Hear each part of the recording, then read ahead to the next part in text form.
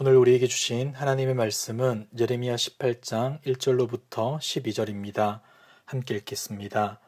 여호와께로부터 예레미야에게 임한 말씀에 이르시되 너는 일어나 토기장이의 집으로 내려가라. 내가 거기에서 내 말을 내게 들려주리라 하시기로 내가 토기장이의 집으로 내려가서 본즉 그가 농로로 일을 하는데 진흙으로 만든 그릇이 토기장이의 손에서 터짐에 그가 그것으로 자기 의견에 좋은 대로 다른 그릇을 만들더라. 그때 여호와의 말씀이 내게 임하니라. 이르시되 여호와의 말씀이니라.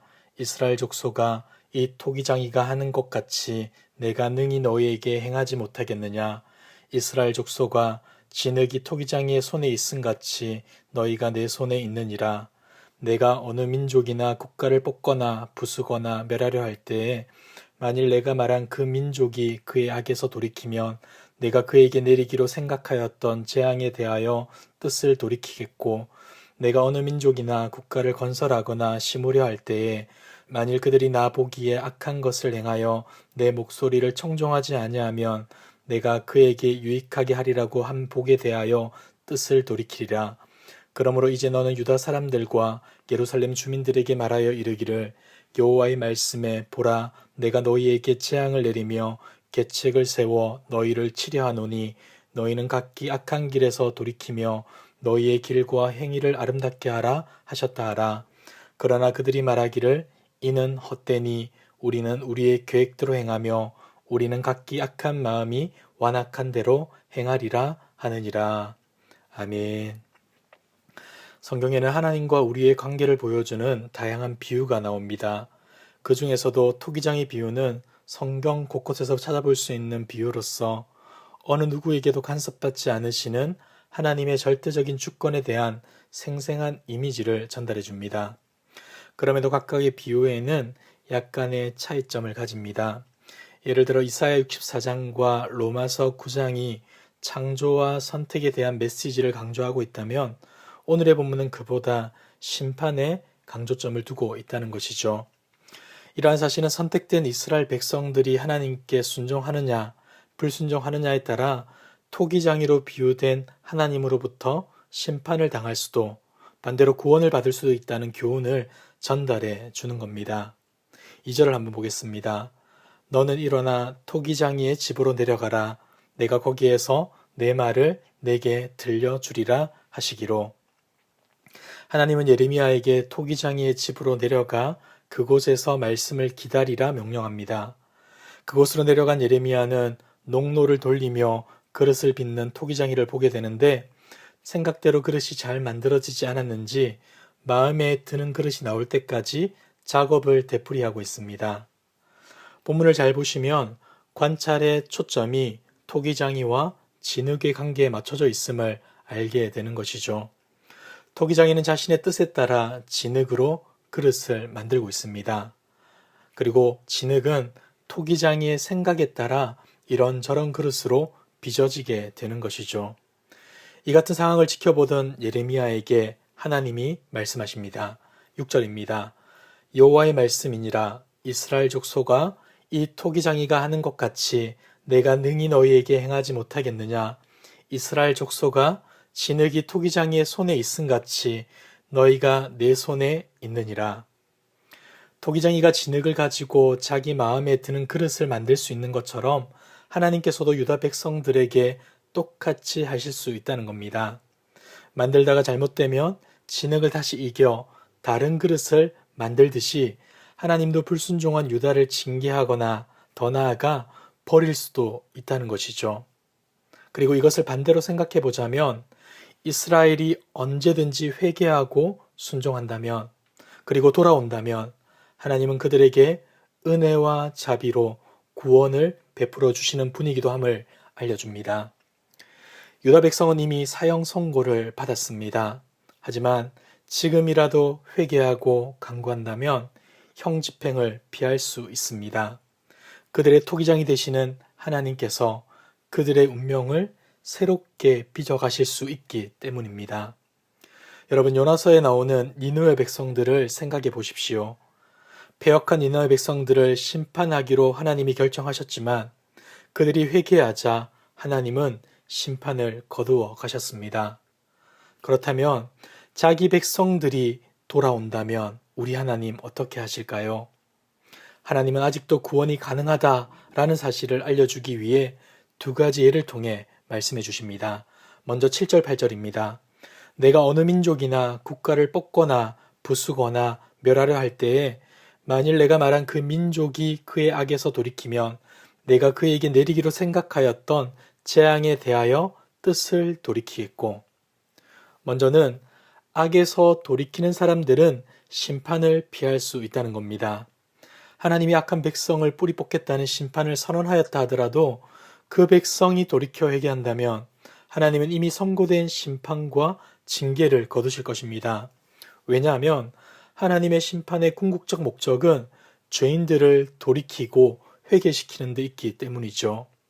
그러므로 만일 심판이 진행되기 전에 죄인들이 회개한다면 하나님은 언제든지 심판을 거두어 들이실 것입니다. 사실 심판이 진행되어 벌을 받는 것은 백성들뿐만이 아니라 벌을 내리시는 하나님에게도 괴로움과 고통입니다. 자기 백성, 자기 자녀를 벌하시는 하나님의 마음이 어떻겠습니까? 때문에 백성들이 지금이라도 회개한다면 하나님은 즐거운 마음으로 기꺼이 심판을 거두실 것입니다. 두 번째는 선을 멈추는 사람들은 심판을 피할 수 없다는 겁니다. 9절과 10절을 봅시다. 내가 어느 민족이나 국가를 건설하거나 심으려 할 때에 만일 그들이 나보기에 악한 것을 행하여 내 목소리를 청종하지 아니하면 내가 그들에게 유익하게 하리라고 한복에 대하여 뜻을 돌이키리라. 하나님이 선을 행한 백성들에게 많은 축복과 뿌리내림을 약속하셨다 하더라도 만일 그들이 돌이켜 악을 행한다면 하나님은 이미 하신 약속을 거두실 뿐 아니라 그들을 뿌리채 뽑으실 것입니다. 지금까지 아무리 신실하게 살아왔다 할지라도 죄를 짓기 시작한다면 그들에게는 어두운 미래가 기다리고 있는 것이죠.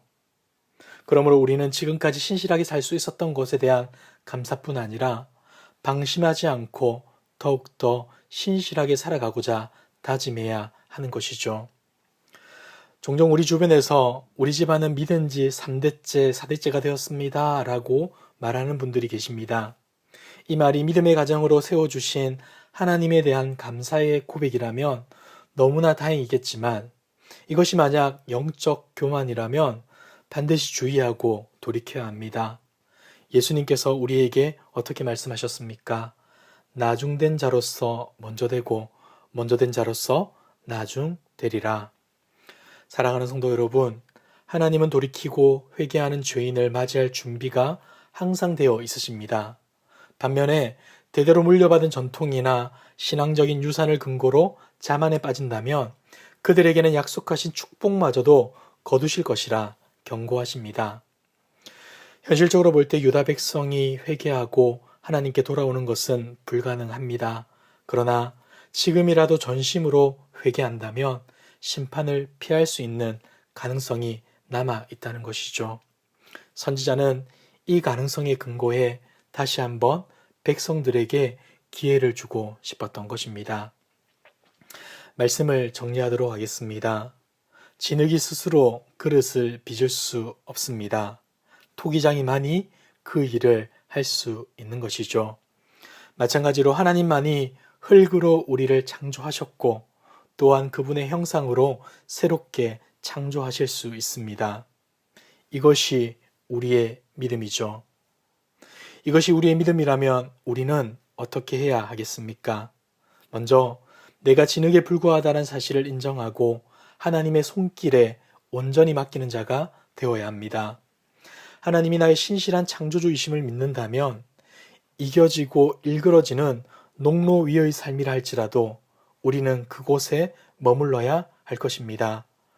우리의 생각과 다른 것에 불평하고 원망하는 것이 아니라 하나님의 말씀과 뜻이기에 기꺼이 순종하며 그 자리에 머물러야 하는 것이죠. 두 번째는 영적 교만이 아닌 감사의 삶을 살아야 합니다.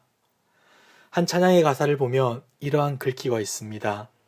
은혜 아니면 살아갈 수가 없네. 호흡마저도 다 주의 것이니 세상 평안과 위로 내게 없어도 예수, 오직 예수뿐이네.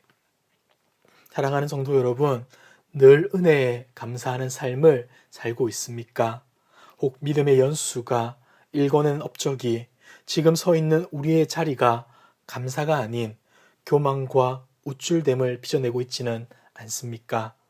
우리는 항상 주의해야 합니다. 죄된 본성에 끌려가는 인생이 아니라 하나님의 말씀에 인도함을 받는 자가 되어야 하는 것이죠. 하나님의 손에 빚어지기를 거부한 채 단단한 진흙덩어리로 살아가는 자가 아니라 우리의 모든 인생을 하나님께 맡김으로 또 그것이 참으로 복된 인생임을 알아서 그것으로 말미암아 감사하고 기뻐할 수 있는 우리 모두 되길 주님의 이름으로 축복합니다. 기도하겠습니다.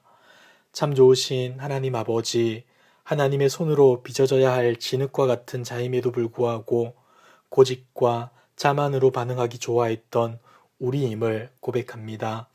용서하여 주시고 다시금 주님께 맡겨진 삶을 통해 아름답게 빚어져가는 우리 되게 하옵소서. 주님께 받은 모든 은혜에 마땅히 감사하는 자 되길 원합니다.